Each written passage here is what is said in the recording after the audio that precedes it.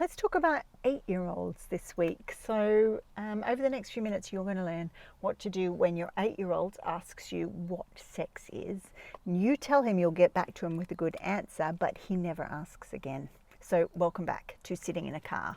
I'm Sarah Sproul, and I sit in a car with you each week, answering a question to help you raise your confident and caring young person who respects themselves and the people around them. And I'm cleaning off my whiteboard here. For those of you on the podcast, I'm going to draw a picture, but I will explain it as we go along, because the answer for the question this week, which is, your 8-year-olds ask you a question of what sex is. You've said you'll get back to him with the answer because maybe you weren't sure how to say it, or any of the other reasons. Maybe you're taken aback by the question. And he never asks again. And so there's no opening to tell him the information that you've thought of. So the answer to this question comes from some of the supporting concepts that underpin the pillars of the Evolved Family Method. So I'm just going to draw a picture here because I want to show you, here are the 3 pillars of the Evolved Family Method. So for those of you on the podcast, one is kindness, one is growth, and one is courage. Right? But underneath those 3 pillars, there are 6 core principles. 1, 2, 3, 4, 5, 6. And we're going to talk about these core principles today. Not all of them, because we don't have enough time and it would be overwhelming anyway. But we're going to talk, I think, about 3. 1, 2, 3. So let's get going. So what you might be doing if you have this same situation or a question like this is waiting till you feel like you have the exact right words, and you even still might feel a bit stuck when you have the right words, so you're waiting maybe for the stuck feeling to go away, and you don't really have a sense of how to start a conversation without a child's question. So there is a lot of unknowns when you have a situation like this where a child has asked a question and you've had to get back to them. And those unknowns that keep us stuck, it makes sense that we have them, right?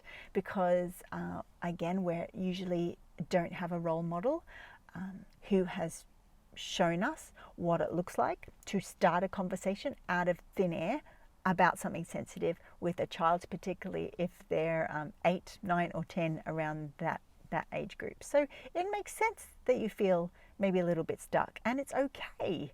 And reaching out for help is exactly the right next step. There's a common fallacy out there that we follow our child's lead when it comes to conversations about sensitive stuff. I won't be the first person that said that to you. You've probably read that in blog posts and seen it in parenting advice columns. And the problem with that advice and following that advice is when our child's not leading, what do we do then? As in this case, our child isn't leading. They asked us once and they didn't ask again. And I guess the question is, where else in parenting do we follow our child's lead when it comes to things to do with their safety, their sense of self-respect, their self-esteem, their ability to be compassionate with themselves, their ability to accept their wonderful, diverse self for who they are? Like, nowhere else do we do that, right? So there's advice that doesn't help when it comes to trying to start a conversation from no conversation. And when we follow that advice of following our child's lead, it's a clear sign that the courageous tongue-tied parent effect has come into play, because we want to do the absolute best for our child. We're courageous and moving forward, yet we don't have the advice or the skills that help us do that movement. We have the will, but we don't have the way. The courageous tongue-tied parent effect, it feels like, oftentimes it feels like, worry that our child will not have enough information to keep themselves safe and happy and learn about who they really are and stand up for what they need. It also feels like anxiety around maybe having missed the boat, when we're sort of following this follow the child's lead advice. And so it makes sense that we would be stuck, okay? And again, it's not your fault. These feelings are completely natural, and it's okay. You're not a bad parent. So let's have a look at what to do when your 8-year-old has asked you a question about what sex is, but they never asked again. And so you don't really know how to create the momentum of the conversation. Step 1. Now, I'm just going to put something out there. This might not be easy. This might actually challenge your very idea of what parenting is or your role in the family, because step 1 is to apologize. And that might feel icky and weird, particularly if you grew up in a family where adults didn't apologize. If there's often a culture of the adults know best, children are only children, they don't have enough experience to know what's best for them. And so apologizing to kids is a relatively new concept in the parenting space.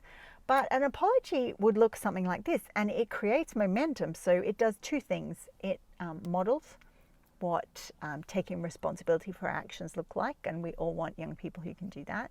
And it creates momentum for the conversation. So apologies look like this. I need to apologize to you.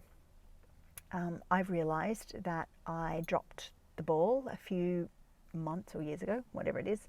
You asked me what sex is, and I said I would find out and come back to you, and I didn't know how to start the conversation, and I'm really sorry about that. And then that's it.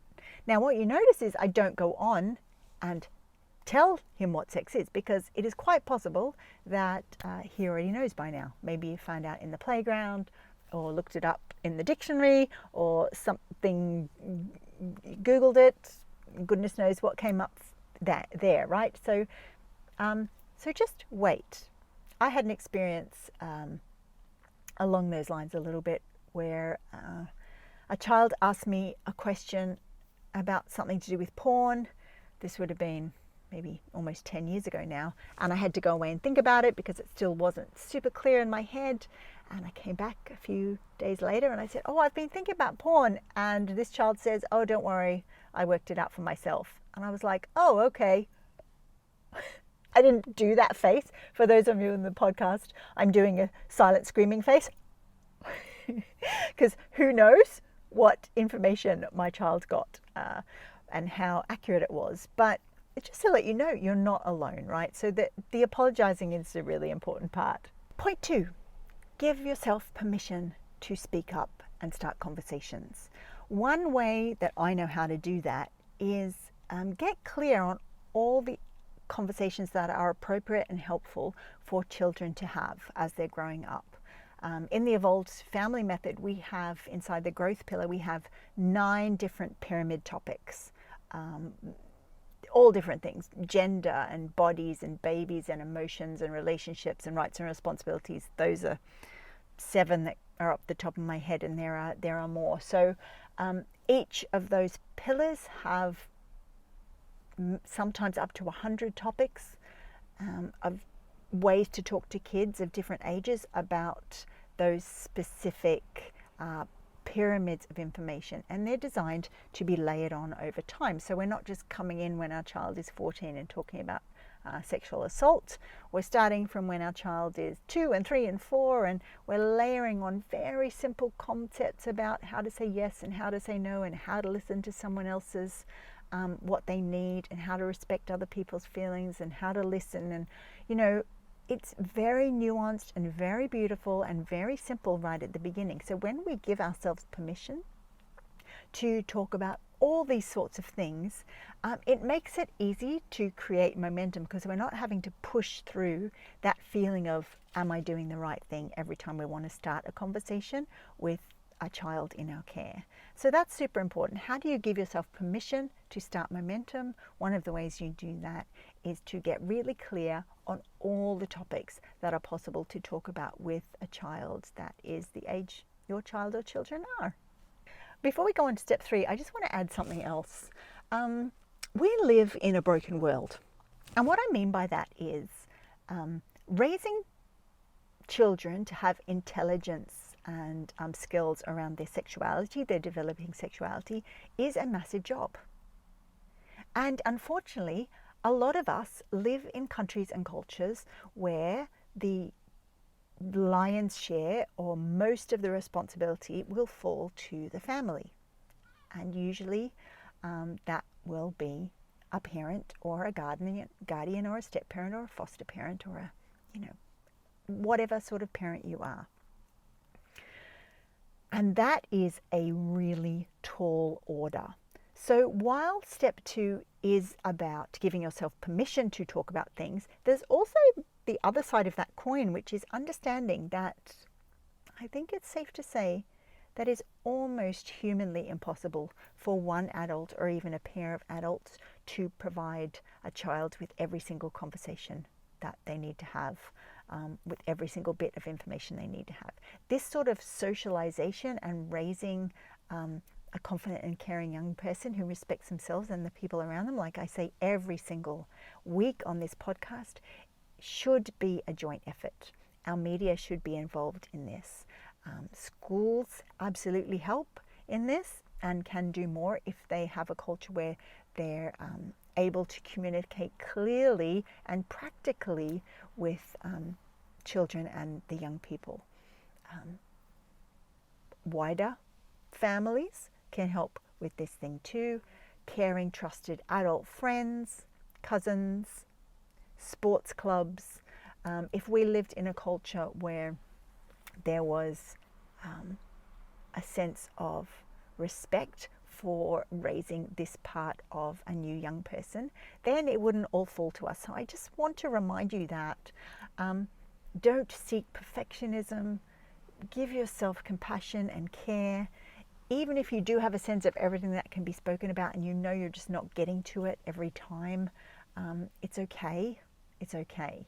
We're all doing the best we can with what we have. And there are skills that we can learn to help ourselves cope with living in a broken world. And we can give those skills to our children too.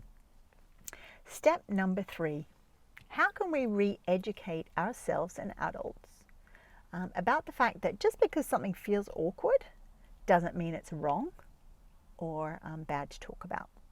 So in the situation, this question that we've been looking at today, whereas an 8-year-old has come and asked what sex is, we've gone away to find out what the information is, and then it feels super awkward and we're like, when is he going to ask and when am I going to be able to give my knowledge? There is that sense of awkwardness. And when we trust the feeling of awkwardness, then we don't have permission to create the momentum for ourselves, because our body and our nervous system is telling us there is something dangerous and something wrong about this conversation we want to have. And you hear me talk over and over and over and over again here on Sitting in a Car, how our nervous system is programmed from experiences in our past, and our nervous system is designed to keep us safe, right? So it will, at the first hint of anything that has felt awkward or dangerous in the past, it will send signals to our body that says, run away, fight the urge to have this conversation, this is dangerous, we've learned that from the past, do not go here, red light, red light, red light, right? So rather than having those sensations of awkwardness or panic and listening to them and trusting them, how can we upskill ourselves to look at those sensations of awkwardness and panic and understand that they don't serve us, they don't help our child anymore, and we need to learn how to do things differently. So you've just heard how to reignite a conversation about what sex is with an 8-year-old who asked about it a while back and then never asked it again. But it's important to remember that we need more than just the reminder that yes, we're allowed to start this conversation, and these are the ways to start momentum in our relationship with our kids. It can be really useful to learn specific strategies to start conversations about sensitive stuff with children in a way that builds connection, because we have been socialized to talk about sensitive stuff maybe in ways that don't build connection. So remember that, be kind to yourself, but also acknowledge that this stuff is super important to help our child have everything they need to navigate this weird and wacky world they live in. If you would like to find out more information about how to have sensitive conversations with the children or child in your care in a way that builds deeper connections, can I invite you to go over to sarahsproul.com/evolve. Put your name down there to find out when the Evolve School opens next, and I can do the rest of the work. You don't have to worry anymore about, when am I going to get the information that I need to do this to the best of my ability. So you're invited to come onto that list, and I'll let you know when that school is opening soon. Bye for now.